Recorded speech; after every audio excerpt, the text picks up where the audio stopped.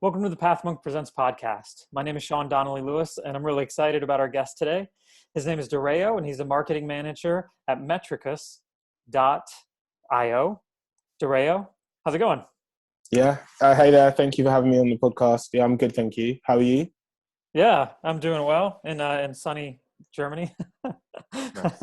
Hey, tell us about Metrikus. What do you guys do? Yeah. So Metrikus is a SaaS business. We operate in the prop tech community. Essentially, what we do is our platform helps businesses understand and optimize their building environment, maintenance and usage, and health of their buildings. So we're essentially a prop tech company in the SaaS business. Okay. So is that like you guys work with Fortune 500 companies or your basic mom and pop company? Yeah. How do you guys, what's the diversity look like? Yeah. A lot of our companies are in the Fortune 500, but also just a tier below that. Not much so the small and business, SMBs. So yeah. Okay. And how have you guys been able to grow the company? Has that been, as far as from the marketing standpoint, has that been a lot of inbound digital marketing, SEO? What have you guys been able to do to grow the company? We're just building out our marketing team and our structure at the moment, but a lot of it has been digital marketing. So we're running quite a lot of ads at the moment. We've also built out our events team as well. So really investing a lot of time and energy into events and content is probably the three departments that have had the most time and effort invested in, and that's kind of what's driving growth at the Okay. moment. And then what role does the website play in all of it, in acquiring new clients? Yeah, the website is pretty important, and funny enough, we're actually just about to launch our new website in a couple of weeks' time. We see our website as a marketing channel, which the demand generation team own. A lot of businesses, unfortunately, don't actually see the website as a marketing channel, but here at Metrikus, we do. So it is a big role. That's kind of where we are driving the majority of our traffic to, and we're making our website as sticky as possible. We have like a lot of case studies on there and lots of call to actions, and trying to not let anybody leave the website unless we get a piece of data out of them is how we like to look at it. Yeah, very cool. What would you say is, if obviously being a marketing guy, you're probably pretty critical. What would you say is some of the strengths of your website? Would it be just ability to convert customers, like you're saying, making it as sticky as possible, Yeah. or the user experience? Where do you feel the strength lies? I think definitely our strength is our content. Like, our content is awesome, and it really has a lot of clarity in it, and you can easily understand what we do as Metrikus and our offering. Our value prop is very clearly stated. It is quite sticky as well. There's lots of opportunities for users to download pieces of content or also sign up to like our email newsletters, but it's not overly aggressive because a lot of organizations and businesses unfortunately have taken this kind of mentality in for a bit too far and have become too aggressive, and using tactics which are a bit invasive. So yeah, we've got a fine balance. Okay. And so if you're to be a little bit more critical, like I said, marketing people tend to be more critical. When I ask them what the strengths are, most of them kind of think like, oh yeah, I'm not, well, this is okay. So what would you say is, okay, this is a place where we could improve the website? You're saying that you're in the process. It's a continual process, but where would you say you feel like you could improve? Definitely having different, and this is something that we're going to be doing, but one way we can improve it is by having different content appear depending on which location you're in. So, Okay. having more dynamic content. This is something that HubSpot does pretty well. We just need to actually do it. But and I'm sure like most of the people on the podcast will understand and kind of know HubSpot's ability to do what's called dynamic content, whereby if I was viewing the website in India, I would see a piece of content or a case study, for instance, that was in that Indian market. And the same goes for Germany or Australia or anywhere you are, really. So that's something that we really do need to work on and improve on. Yeah. And kind of coming back around to what you guys do, your service that you offer, what would you say is the main competitive advantage to what you guys do? For Metrikus, our platform and our UI and UX is brilliant. And our product is great just because we have the single glass of pane view. So I'd say our UI is good, and all of the number of different data sources that we can connect to from our platform kind of is market leading. So yeah. Nice.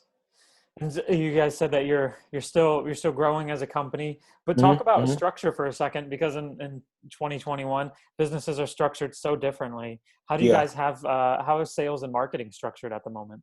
Yeah, so in terms of marketing, we have a head of marketing. Then she has three direct reports, or three, and who lead three teams. So we have a content team.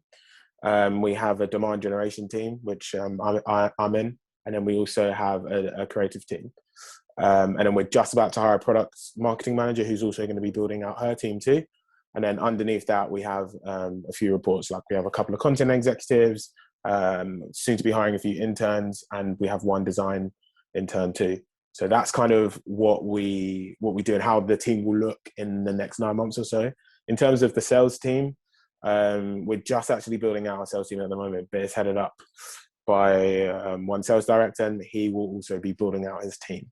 And collectively, we have what's called like a revenue team. So the marketing and sales team join together to make a revenue team. We are different departments, but we like to look at both teams holistically and say that we are like a commercial / revenue team. So yeah. Okay. And you said you were part of which team? The demand generation team. Okay. So yeah. How does that function in the whole company? Yes. So essentially, the demand generation team runs campaigns. So say if we're launching a new product or a new white paper or a new piece of content, the demand gen team is the team responsible for working with across multiple different marketing departments, making sure that the creative's there, making sure that the content's there, making sure that we're working with our external ad agencies, so the targeting, and then we are the ones in charge of pushing that campaign out and then doing all of the reporting after that, as well as looking after our tech stacks too. So Okay. Just kind of a way to make sure that every voice is heard, I'm assuming, right? From different levels, exactly, different experiences. It's very exactly, cool. Yeah. exactly. Yeah. So how does that look like when you guys, if I could use just kind of raw business terms, when you have a lead, when you have somebody who's potentially interested in what you guys do, how does Mm. that look like walk us through the process of when you have a lead. Does it go, what hands Yeah. take the lead? How does that look like for you guys? Sure. So we have at Metrikus, our sales cycle is like very traditional sales cycle: prospect, MQL, SQL, sales accepted lead, and then it gets passed on to the salesperson once it's a sales accepted lead, and they take it lower down the funnel. But essentially, what we do is we don't hand over leads. We walk leads. We pass leads over to the sales team and work with the sales team to help nurture them. So whether that be like creating a specific case study or creating a specific user case for that lead. That's kind of how we do it. We're not really in the business of, here you go, this is the MQLs. This is that we've hit our number of MQLs. Go and close and chase. We work with sales team very, very closely to nurture those leads. So yeah. Nice. Yeah, that's obviously it's super important. I know that, like I said, everything is changing today. There's so many doing interviews. People say like, well, yeah, our sales and marketing team is together. Like we do things together. And I think that's such a great way to not have that tension between those departments. I've worked at companies where things are just pretty tense because you have the marketing people loving things big and colorful and all these ideas, and then you have the sales people that are just trying to hit numbers and stuff. It can definitely make things pretty full of tension. Yeah, exactly. We have a process called smarketing, which we like to do, which is again cliche, but it's marketing and sales and making sure that we're very like strategically aligned. So yeah. Yeah, and I think that has to happen, right? Or else you just kind of have those natural divides based on personality and preference and all that stuff. I just want to switch gears here for a second and talk about you. How have you been able to grow as a leader and keep educating yourself in the field? Yeah, sure. It's a good question. I think it's really, really important not to like stagnate in your career and to, educate yourself, read around the topic a lot. It just makes your job a lot more enjoyable. The things that I've done is I've signed up with an organization called Revenue Collective. I'm not sure if you've come across them before. Essentially, there, and if anyone is looking to progress their career, I'd highly recommend it. I've joined a couple months ago, and I find it extremely useful. Essentially, what it is a group of middle management people who are responsible for revenue. So that's sales, marketing, SDRs, and then essentially what they do is to host lots of live events, host lots of live events and doing a lot of knowledge sharing around marketing, around sales, around lots and lots of different topics. So firstly, I kind of tap into Revenue Collective and that community. Secondly, I listen to podcasts as well, like a lot.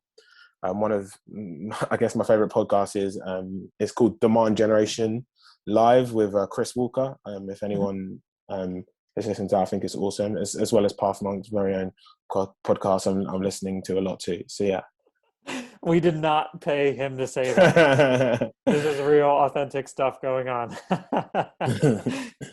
Very cool. So since we're slowly coming to the end of the interview, I just want to hit you with some rapid fire questions. Yeah, for sure. Get ready. Maybe lean back in your chair a little bit. Get the armrests ready, because I'm just going to ask you some questions, and you answer as truthfully and as quickly as possible. How's that sound? Sure. Yeah, sounds good. Okay, Derayo, what was the last book that you read? The One Thing. What's the single thing that your company is focused on at the moment? Leads. If there were no boundaries in technology, what would be the one thing you would want to have fixed for your company? Multi-touch attribution. All right. What's the last thing that kept you awake at night about your company? Events. Events? You got to be a little bit more specific. Yeah, just of what events we should be attending, what virtual events we should be attending, what ones we shouldn't be, which ones will be right for us. All right. You take your work home with you, I guess. Yeah, for sure. Always got. That's when the penny drops, right? Just about before you're about to go to sleep, and you're thinking, and then boom, you get a good idea. So true. If you were to start over again, I know you haven't been at the company long. You guys are expanding and growing, but let's say your professional career, what would be the one piece of advice you give yourself? Be patient, and not be in any rush, and read around a subject more and more frequently, because that's actually how you make your job more enjoyable. Reading around a subject and then applying what you've read to your business is really how you make it more enjoyable. So yeah. All right. That was Derayo from Metrikus.io. We always give our guests the last word on the show. So if you want to, whatever you want to say, if you just want to recap everything that you said today, or if you feel like there's one thing that we left out, I just want to give you the floor. Yeah, sure. I think that for me, I think that one thing I'd like to see more B2B marketers doing is seeing the website as a marketing channel and not just something they have to just keep for the sake of it. So this is something that I've been reading and learning about more and more. But if more and more of us marketers see, our website as a marketing channel and a function, then the world will be in a better place, or at least the marketing world will be in a better place. So awesome. Thanks for your time today, Derayo. Cool.